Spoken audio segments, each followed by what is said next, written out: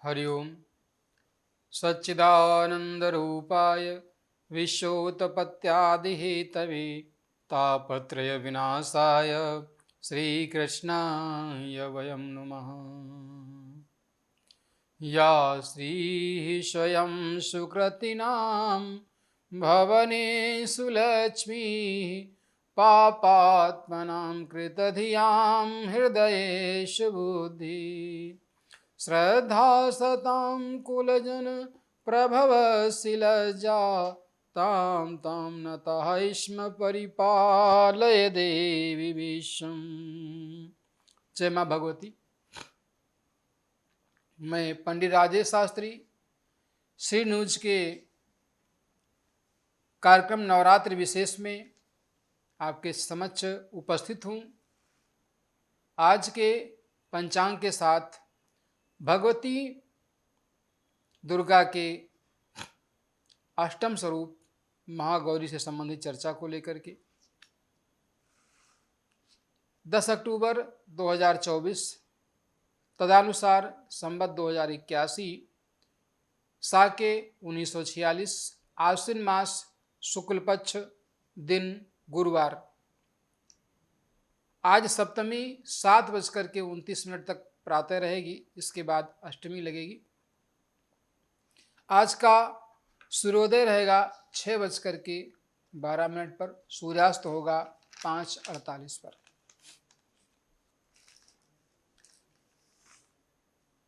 पिछले 3 अक्टूबर से हम सभी भक्तजन माँ भगवती के विविध स्वरूपों की पूजा कर रहे हैं। जैसा कि हम जानते हैं कि माँ भगवती ने इस संसार में भक्तों के कल्याण के लिए, उनकी रक्षा के लिए, उनके समस्त पीड़ाओं को दूर करने के लिए, देवताओं की रक्षा के लिए अनेक अवतार लिए हैं, जिनमें हम नवरात्र में आश्विन मास में शुक्ल पक्ष प्रतिपदा से लेकर के नवमी तक माँ भगवती के 9 स्वरूपों की पूजा करते हैं। माँ भगवती का आज का स्वरूप, जिसे हम महागौरी के रूप में जानते हैं, देवी भागवत के अनुसार माँ भगवती श्वेत वस्त्र धारिणी हैं। इनके 4 भुजाएं हैं और इनको साक्षात अन्नपूर्णा का स्वरूप कहा जाता है। कहते हैं कि जो साधक माँ भगवती के महागौरी रूप का पूजन करते हैं, उनका स्तवन करते हैं, उनकी आराधना करते हैं, स्तोत्र आदि का पाठ करते हैं, माँ भगवती उनको समस्त प्रकार की सुख सुविधाएं प्रदान करती हैं। उनके घर में किसी प्रकार की कोई कमी नहीं रहती, धन धान्य से वह घर परिपूर्ण रहता है। इनके एक हाथ में त्रिशूल है, एक में डमरू है, तीसरा हाथ अभय मुद्रा में है और एक वर मुद्रा में है। माँ भगवती महागौरी को नारियल से संबंधित वस्तुएं प्रिय हैं। हलवा, चना आदि का भोग लगाया जाता है और इनका वाहन बैल है। बैल को धर्म का स्वरूप माना जाता है। भगवान शिव की एक सत्य स्वरूपा जगत जननी माँ भगवती शिवा स्वरूप हैं, जो महागौरी के रूप में आज के दिन इनका पूजन होता है। इन्हें धन, वैभव, सुख, शांति आदि की अधिष्ठात्री देवी माना जाता है। महागौरी का वर्ण अर्थात रंग गौर है। सफेद वस्त्र और आभूषण धारण करती हैं। इन्हें गुलाबी रंग अत्यंत प्रिय है। इनकी पूजा में लाल वस्त्र, लाल पुष्प आदि बड़े श्रद्धा भाव से भक्त चढ़ाते हैं। जिन जातकों के, जिन साधकों के घर में आर्थिक रूप से परेशानी रहती है, ऐसे साधक माँ भगवती की आराधना करें। इस महागौरी स्वरूप का स्तमन पूजन यथासाध्य यथाविधि स्वयं विधि यदि ज्ञात है उसके अनुसार, अथवा आचार्य से, धर्माचार्य से, अपने माता से, पिता से, अपने घर के श्रेष्ठ जनों से उसके संबंध में जानकारी प्राप्त करके हम पूजन करें तो माँ भगवती की असीम अनुकंपा हमारे ऊपर होती है। माँ भगवती को गुड़हल का पुष्प प्रिय है। रोली, अक्षत, लाल चंदन, लौंग, कपूर, दक्षिणा आदि माँ भगवती की पूजा में समर्पित किए जाते हैं। जैसा कि पूजा का क्रम है, हम षोडशोपचार पूजन जब करते हैं तो ध्यान, इसके बाद पाद्य, अर्घ्य, पादयोः पाद्यम, हस्तयोर्घ्यम, मुखे आचमनीयम, आचमन और सर्वांगी स्नानियम अर्थात स्नान आदि कराते हैं। इसके बाद वस्त्र आभूषण धारण कराते हैं, सुंदर सुंदर वस्त्र आभूषण आदि से अलंकृत करते हैं। माँ भगवती को सिंदूर आदि से उनकी पूजा करते हैं। इसके पश्चात रोली, अक्षत, पुष्प, धूप, दीप, नैवेद्य, फल, पान, सुपारी, लौंग, इलायची, द्रव्य दक्षिणा आदि समर्पित करते हैं। माँ भगवती का पूजन करते हैं, उनके नाम मंत्र का जप करें, उनकी स्तुति करें। जो विधि हमें ज्ञात हो उस विधि के अनुसार उनका पूजन करें, लाभ प्राप्त होता है। जब अमंगल हो रहा हो, समस्त प्रकार के कष्ट सामने आ रहे हों, किसी का समाधान न मिल रहा हो, तो माँ भगवती के समक्ष बैठ करके उनका ध्यान करके सर्वमंगल मांगल्ये शिवे सर्वार्थ साधिके शरण्ये त्र्यंबके गौरी नारायणी नमोस्ते मंत्र का जप करें, आपका कल्याण होगा। माँ भगवती की साधना साधक को मनोवांछित फल प्रदान करने वाली है। कई बार लोगों को कहते हुए सुना गया कि मैं कार्य तो बहुत करता हूं परंतु सफलता प्राप्त नहीं होती। कई जातक काल सर्प के संबंध में चर्चा करते हैं, कुछ वास्तु दोष से संबंधित चर्चा करते हैं।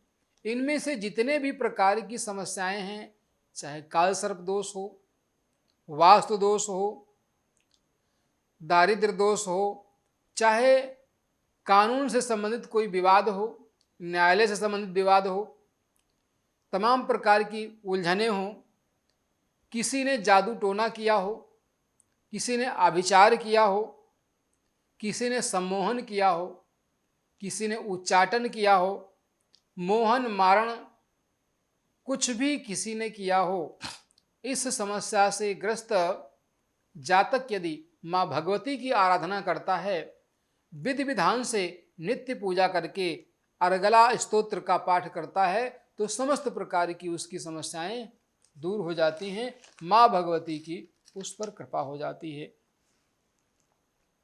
माँ भगवती साक्षात शिव की शक्ति हैं। जब जब आताताई इस संसार में सज्जनों को पीड़ा पहुंचाते हैं, तब तब माँ भगवती किसी न किसी रूप में अवतरित होती हैं। नवरात्र में विशेष रूप से भारतवर्ष में ही नहीं अपितु बाहर भी, विदेशों में भी जो सनातन धर्म के अवलंबी हैं, सनातन धर्म को मानने वाले हैं, वे सभी माँ भगवती के विविध रूपों की पूजा करते हैं। पूजा के समय वैसे तो आप सभी जानते हैं, अनेक विषय आते हैं, आप सुनते भी हैं, पढ़ते भी हैं, पूछते भी हैं, परंतु ये सब चीज़ें हम अपने जीवन में धारण करें, यह सबसे आवश्यक है। कन्या पूजन इस समय कुछ लोग प्रथम दिन से ही करना प्रारंभ कर देते हैं। जिनको पूरा व्रत नहीं रहना तो प्रथम दिन से ही नवमी तक कन्या पूजन, दान, दक्षिणा आदि सब होता है। अष्टमी और नवमी को हवन पूजन होता है, कन्या भोज होता है, कन्या पूजन किया जाता है और यथाशक्ति जातक उनको दान दक्षिणा देता है। कन्या पूजन में विशेष ध्यान रखने की आवश्यकता इस बात की है कि कन्याएं जो हों वो 3 वर्ष से 9 वर्ष के बीच में अगर हैं तो अत्यंत शुभ होती हैं। और कन्या पूजन से पूर्व एक बटुक का पूजन करना आवश्यक होता है, क्योंकि बटुक को शिव जी का गण माना जाता है, उसे भैरव का स्वरूप माना जाता है और ऐसा माना जाता है कि भगवती की रक्षा में वह तैनात होते हैं।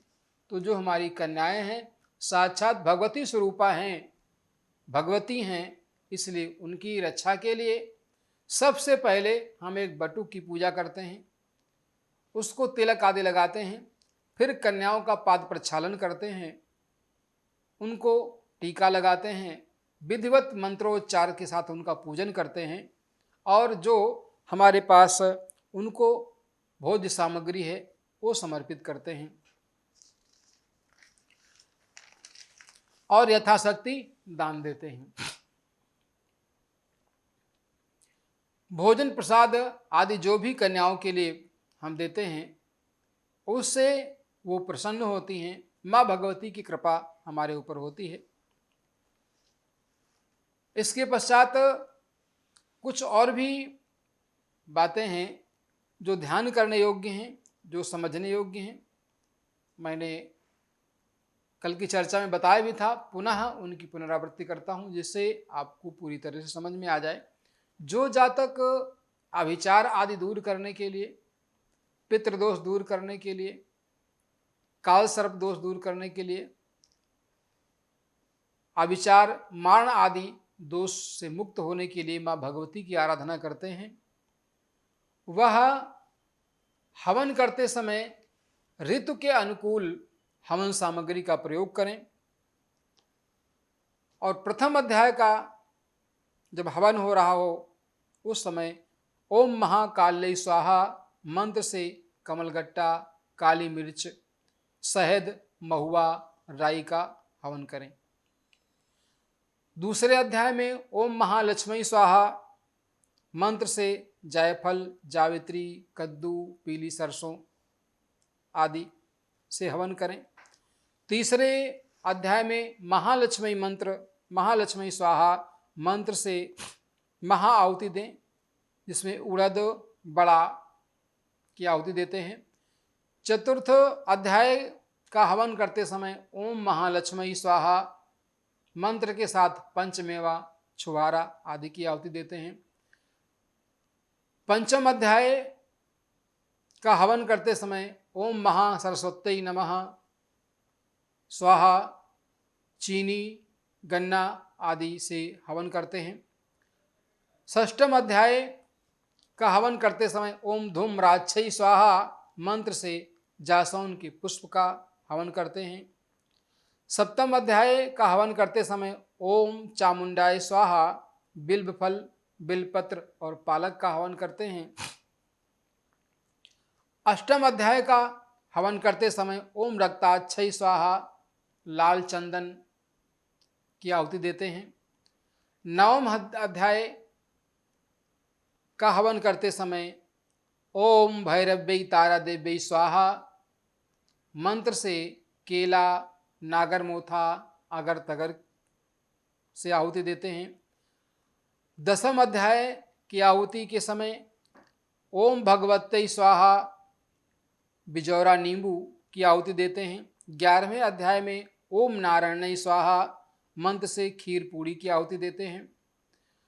12वें अध्याय की आहुति में ओम राजराजेश्वरी स्वाहा मंत्र से दाड़िम अर्थात अनार की आहुति देते हैं।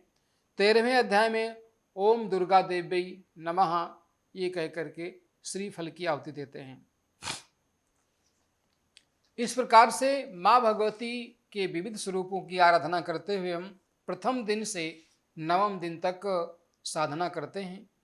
यह काल ऋतु परिवर्तन का काल है।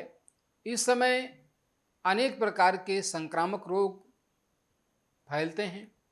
इन समस्त प्रकार की समस्याओं से बचने के लिए, माँ भगवती की कृपा प्राप्त करने के लिए,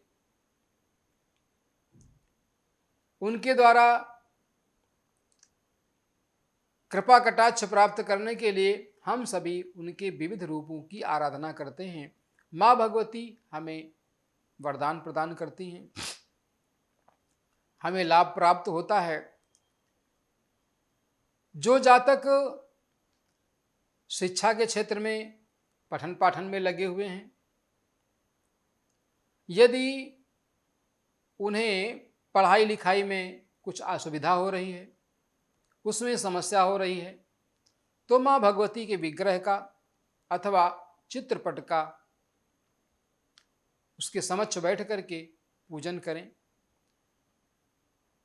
और ध्यान करें और इस मंत्र का जप करें। ओम या देवी सर्वभूतेषु विद्या रूपेण संस्थितः नमस्तस्यै नमस्तस्यै नमस्तस्यै नमो नमः। उनको सफलता प्राप्त होगी। जो जातक या बालक मंद बुद्धि हैं, उनका बौद्धिक विकास ठीक प्रकार से नहीं हो रहा है, वे जो कार्य करते हैं उसमें उनका प्रेजेंस ऑफ माइंड काम नहीं करता, उनको समस्या होती है। ऐसे जातक माँ भगवती के विग्रह के समक्ष या चित्रपट के समक्ष बैठ करके विधि विधान से पूजा करके या देवी सर्वभूतेषु बुद्धि रूपेण संस्थितः नमस्तस्यै नमस्तस्यै नमस्तस्यै नमो नमः मंत्र का पाठ करें, लाभ होगा। मंत्र का जप करें, लाभ प्राप्त होगा। जो जातक अपने कार्य क्षेत्र में निरंतर प्रयत्नशील हैं, परंतु किसी कारण से उनको कार्य क्षेत्र में बार बार असफल होना पड़ रहा है, जन्म के समय कुंडली में कुछ अशुभ योग हैं, उनसे संबंधित यदि कोई समस्या है, तो उन समस्त प्रकार की समस्याओं के समाधान के लिए माँ भगवती की आराधना करें। प्रथम दिन से लेकर के नवम दिन तक प्रत्येक दिन एक स्वरूप की पूजा अर्चना करें। आराधना संपन्न होने पर 9वें दिन हवन, कन्या भोज आदि करें। यथा साध्य दान दक्षिणा समर्पित करें, लाभ प्राप्त होगा। विशेषकर एक ध्यान देने की बात है कि वर्तमान समय में स्थिति क्या है कि जैसे जैसे हम आगे बढ़ते जा रहे हैं, जैसे जैसे हम सफल होते जा रहे हैं, जैसे जैसे हम विज्ञान के क्षेत्र में उन्नति करते जा रहे हैं, वैसे वैसे हमारे समाज में, हमारे घर में, हमारे परिवार में विसंगतियां फैलती जा रही हैं। समय के अभाव में, जीवन की भाग दौड़ में, और मेरा अपना भला हो, मेरा अपना काम बन जाए, इस भावना का जो है विशेष रूप से मन के अंदर एक जो प्रभाव हो रहा है, उससे हमारे घरों में हमारे बड़े बुजुर्गों का निरादर हो रहा है। यह एक बड़ी विषम समस्या है। यदि हम इन 9 दिनों में अपने घर में माँ भगवती की आराधना करते हैं, भगवती की पूजा अर्चना करते हैं, तो ये विशेष ध्यान में रखें कि यदि हमारे घर में बैठी हुई माँ, वो चाहे जन्मदात्री माँ हो अथवा हमारी माताओं की, बहनों की सासू माँ हो, वह भी माँ भगवती का ही स्वरूप है। यदि वह दुखी हैं, उनको मानसिक रूप से पीड़ा है आपके द्वारा, कष्ट है आपके द्वारा, आप उनका पर्याप्त ध्यान नहीं रखते, आप उनकी चिंता नहीं करते, आप सिर्फ अपनी ही चिंता करते हैं, और ऐसे माताओं का तिरस्कार होता है, बुजुर्गों का तिरस्कार होता है, तो ऐसी स्थिति में आप चाहे जितनी साधना कर लें, चाहे जितना जप कर लें, चाहे जितना तप कर लें, आपको अभीष्ट फल की प्राप्ति होने वाली नहीं है। इसलिए आवश्यक ये है कि यदि हम जीवन में चाहते हैं कि हमारे अंदर भरी हुई नकारात्मकता दूर हो और हमें सकारात्मक परिणाम मिले, हम अपने कार्य क्षेत्र में सफल हों, तो निश्चित रूप से हमें बड़ी ही सावधानी के साथ अपने परिवार के जो बड़े लोग हैं, जो बुजुर्ग हैं, उनका आदर करना होगा, उनका सम्मान करना होगा और अनुशासन में रह करके मर्यादित आचरण करना होगा। यदि ऐसा हम नहीं कर पाते तो निश्चित रूप से ये समझा जाए कि हमारी साधना व्यर्थ है, साधना का कोई मूल्य नहीं है। इसलिए आवश्यकता है कि हम आधुनिक तो बन गए हैं, हमने कंप्यूटर चलाना सीख लिया, बनाना भी सीख लिया,